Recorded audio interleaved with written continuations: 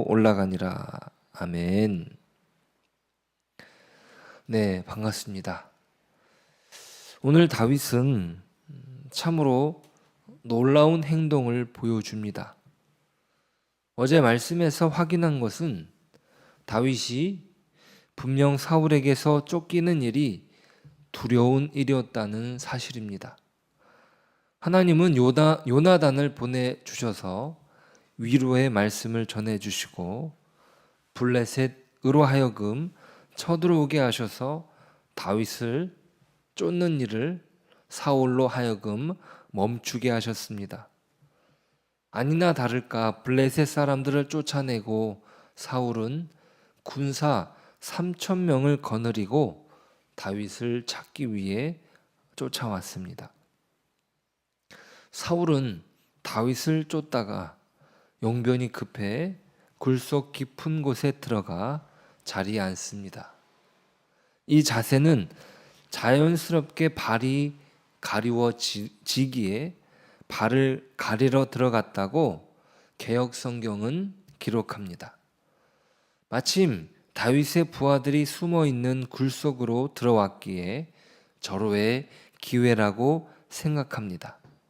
이제 원수를 갚을 수 있는 길을 열어주신 것이 아니냐고 부하들은 말합니다. 오늘 4절이죠. 다윗의 사람들이 이르되 보소서 여호와께서 당신에게 이르시기를 내가 원수를 내 손에 넘기리니 내 생각에 좋은 대로 그에게 행하라 하시더니 이것이 그날이니이다 하니 다윗이 일어나서 사울의 겉옷자락을 가만히 베니라. 하지만 다윗은 그 부하들의 생각대로 따르지 않습니다. 사울의 겉옷자락을 가만히 잘라내죠.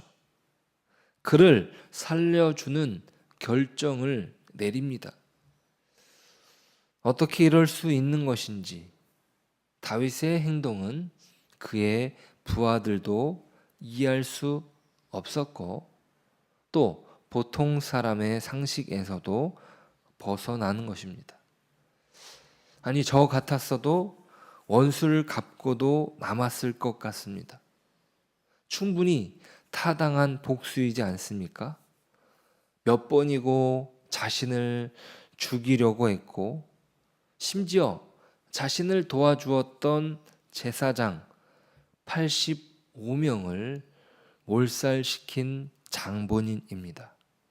자기의 도망을 도와주었다고 85명의 제사장을 그 자리에서 죽인 사람이에요. 자, 그러면 마땅히 죽여도 되는 그런 사람 아닙니까? 그런데 어떻게 다윗이 이렇게 결정할 수 있었던 것일까요? 그것은 모든 것을 하나님의 주권에 맡겼기 때문입니다. 다윗은 사울이 여호와의 기름 부음을 받은 자라는 사실을 기억합니다. 그리고 하나님께서 보복하실 것을 믿고 있습니다. 10절을 보시니까 오늘 여호와께서 굴에서 왕을 내 손에 넘기신 것을 왕이 아셨을 것임이니이다. 어떤 사람이 나를 권하여 왕을 죽이라 하였으나 내가 왕을 아껴 말하기를 나는 내 손을 들어 내 주를 해하지 아니하리니 그는 여호와의 기름 부음을 받은 자이기 때문이라 하였나이다. 내 아버지여 보소서 내 손에 있는 왕의 옷자락을 보소서 내가 왕을 죽이지 아니하고 겉옷자락만 베었은즉 내 손에 악이나 죄과가 없는 줄을 오늘 아실지니이다. 왕은 내 생명을 찾아 헤아려 하시나 나는 왕에게 범죄한 일이 없나이다. 여호와께서는 나와 왕 사이를 판단하사 여호와께서 나를 위하여 왕에게 보복하시려니와 내 손으로는 왕을 해하지 않겠나이다. 자, 다윗이 선대하는 것은 이 사울의 태도에서 비롯되지 않았습니다. 사울이 자신에게 잘못했다고 그 잘못을 시인한 것도 아닙니다. 자, 그래서 그렇게 선대한 것이 아니죠. 오히려 자신을 잡기 위해 3,000명의 부하를 거느리고 왔습니다.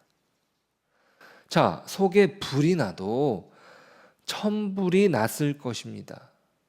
그 사울을 보았을 때 천불이 나는 거죠. 지금 3,000명을 데리고 자기를 잡겠다고 와 있는 거예요. 하지만 그가 사울을 놓아주는 선택을 한 것은 하나님께서 베푸신 은혜에 대한 반응이라고 말할 수 있습니다. 자, 그러니까 그가 사울에 대한 반응이 아니라 하나님에 대한 반응으로 이 선택을 한 것이에요. 다윗은 사울에게 기름을 부으신 분은 하나님이시라는 사실을 기억합니다. 그분이 자기에게도 기름을 부으신 거죠. 자, 그 기름을 붓는데 어떤 자격이나 조건에 의한 것이 아니라 전적인 하나님의 은혜라는 사실을 자기 자신을 통해서나 또 사울을 통해서 확인하는 것이죠. 어떤 자격, 조건이었다면 사울이 이렇게까지 망가질 수 있겠습니까? 사울은 그 은혜에 대해서 잘못된 반응을 하는 거예요. 마치 자신의 특권인 양 행세하며 교만해진 것입니다.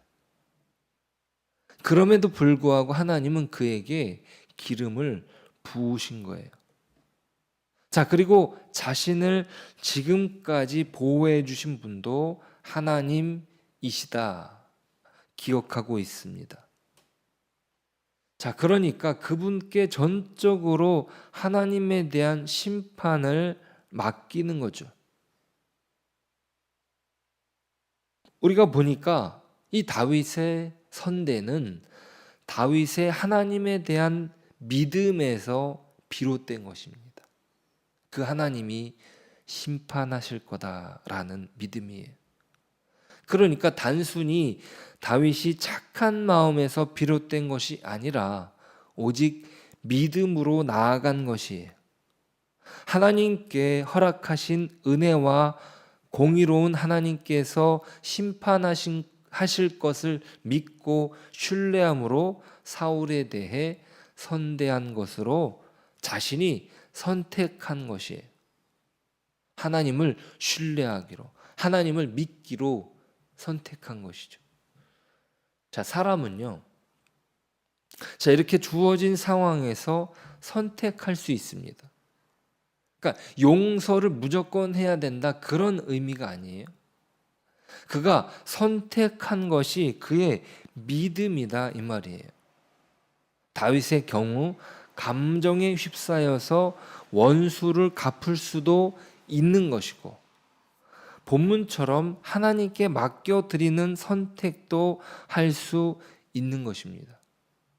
하지만 분명한 것은 하나님의 은혜를 바탕으로 그가 선택했다는 것이, 그가 그러니까 다른 사람들보다 더 착해서, 다른 사람들보다 더 나아서 그것이 아니라 하나님의 은혜를 바탕으로 그가 믿음으로 선택했다는 것이.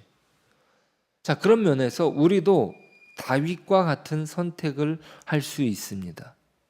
그 근거는 예수님의 십자가를 근거로 한 것이.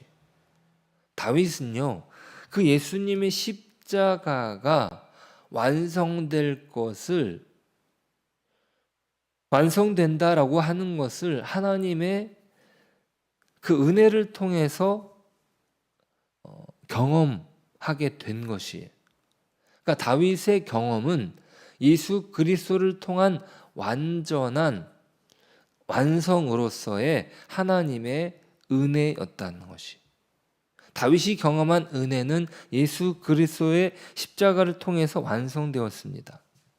사울과 같은 파렴치한 악행은 십자가 위에서 심판이 내려집니다. 사실상 사울과 같은 악한 모습이 우리의 모습이었던 것이죠. 죄가 없으신 예수님을 십자가에 못 박은 이가 바로 우리 자신이기 때문입니다. 아무런 죄가 없는 그리스도를 십자가에 못 박고 도리어 사람의 죄악이 드러나고 십자가 안에서 용서를 받았습니다. 십자가에 못을 박은 사람을 그 십자가를 통해서 용서해 주신 거예요. 십자가는 그 죄를 드러내는 장소였고 그 죄를 용서해 주는 장소였던 것입니다. 우리는 선택할 수 있습니다. 계속 원수를 미워하든지, 그래서 여전히 분노의 감정의 노예로 살아갈 것인지, 아니면 하나님께 원수를 맡겨드리고 분노의 감정이 아니라 진정한 자유를 누리며 하나님께서 행하실 것을 소망하는 해방을 붙잡을 것인지, 우리는 그리스도의 십자가 안에서 오늘의 하루를 선택할 수 있습니다. 어떤 삶을 선택하고 사시겠습니까? 부디 그리스도의 은혜로 진정한 기쁨과 은혜를 누리는 저와 여러분 되시길 축복합니다. 기도하겠습니다. 하나님, 오늘 다윗이 사울을 선대한 것은 하나님께서 그를 사랑하셨고 하나님께서 사울에 대하여 심판하실 것을 그가 믿었기 때문입니다. 그가 원래 착해서 그런 것이 아니며 그가 그 모든 것들을 다 해결되어서 그랬던 것도 아니었습니다. 오직 하나님에 대한 믿음과 신뢰 안에서 그는 선택한 것입니다. 하나님, 오늘 우리의 삶이 예수 그리스도의 십자가의 사랑으로 우리의 삶을 선택하길 원합니다. 우리의 삶은 오직 예수 그리스도의 십자가 안에서 은혜를 누리고 은혜로운 선택을 할 수 있음을 오늘 말씀을 통해서 보게 됩니다. 하나님, 우리에게 주어진 오늘 하루의 삶이 하나님께 온전히 영광 올려드리는 삶, 온전히 하나님의 은혜를 누리는 삶이 되게 하여 주옵소서. 예수님의 이름으로 기도드립니다. 아멘. 우리 이 시간 함께 기도하실 때 오늘 하루가 예수 그리스도의 십자가로 인하여 참된 은혜를 누리고 참된 자유를 누리는 복된 하루가 되게 해주십시오 라고 기도하기를 원합니다. 또 이 땅에 평화가 있기를. 또 오늘 전도가 있습니다. 아마 오전에는 비가 그칠 것으로 아는데요, 하나님 은혜 가운데 예배하신 영혼들 만나게 하여 주옵소서. 또 각자의 기도 제목 놓고 기도하시다가 돌아가시도록 하겠습니다. 기도하시겠습니다.